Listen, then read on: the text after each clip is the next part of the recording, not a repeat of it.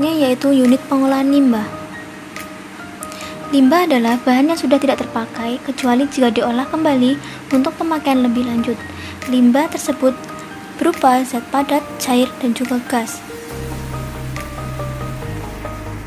Jenis-jenis limbah di pabrik gula sendiri yaitu ada limbah cair, limbah padat, limbah gas, dan juga limbah B3.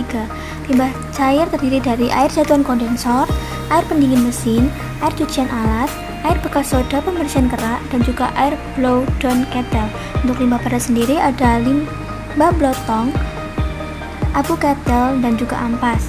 Untuk limbah gas yang dihasilkan di pabrik dengan bentuk gas adalah gas SO2 dan asap boiler yang mengandung SO, NO, dan CO, di mana limbah pencemar udara merupakan bau yang ditimbulkan dari limbah padat atau limbah cair, sedangkan limbah gas boiler merupakan gas yang mengandung sisa pembakaran ampas yang biasanya ikut keluar cerobong dan dapat mencemari udara sekitar.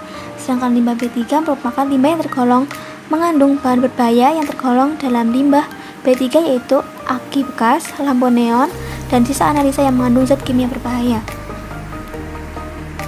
Proses pengolahan limbah yang pertama yaitu limbah padat.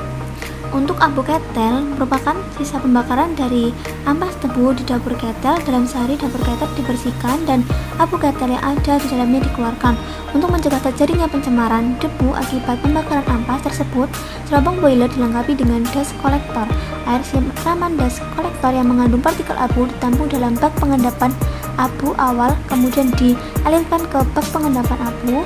Abu ketel ditampung di tanah milik pabrik, di mana lokasinya cukup aman dari pemukiman. Untuk limbah blotong sendiri merupakan limbah padat hasil dari penapisan nira, dari campuran nira kotor dan ampas halus yang telah dipisahkan oleh clarifier. Limbah blotong ini akan dibawa ke petani untuk digunakan sebagai pupuk. Dengan limbah ampas sendiri biasanya digunakan untuk pembakaran pada boiler. Limbah cair.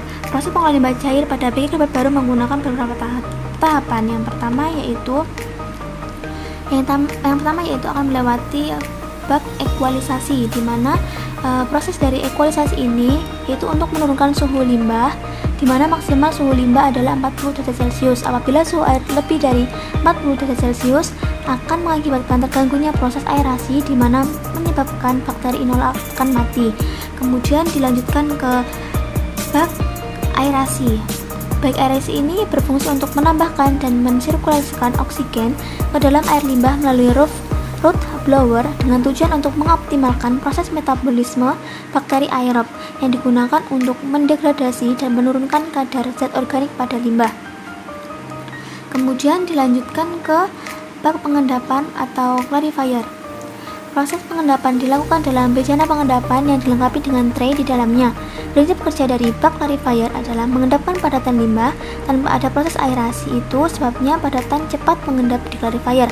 Padatan yang mengendap ditarik oleh pompa dan dikembalikan ke kolam aerasi 1, sementara airnya dialirkan menuju saluran outlet limbah dengan melewati sand filter dan dalam kolam pengujian dengan ikan. Selanjutnya akan dibawa ke bak penyaringan pasir atau sand filter. Di sini berfungsi untuk membuang atau mengurangi tingkat padatan yang melebihi batas yang diperlukan di kolam aerasi.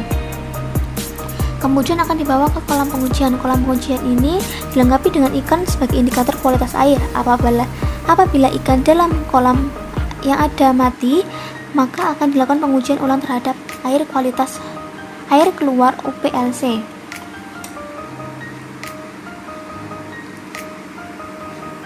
Syarat mutu limbah cair keluar pabrik sendiri yaitu pH-nya maksimal 7,8, untuk BOD-nya 100 mg per liter, untuk COD-nya maksimal 250 mg per liter, untuk TSS 100 mg per liter, untuk sulfida terlarut 1 mg per liter, dan minyak dan lemak 5 mg per liter.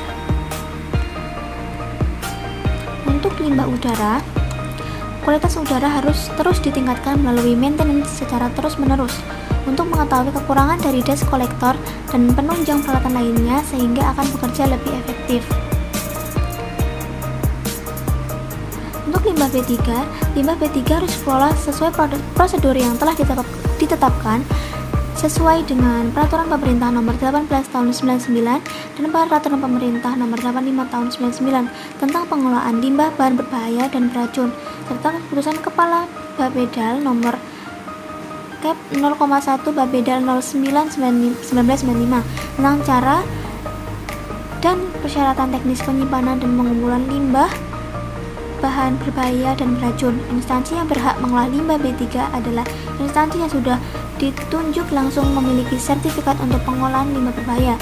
Sedangkan PG Kerabat Baru mengumpulkan bahan B3 di ruang penyimpanan khusus dan mengirimkannya ke pihak yang berwenang.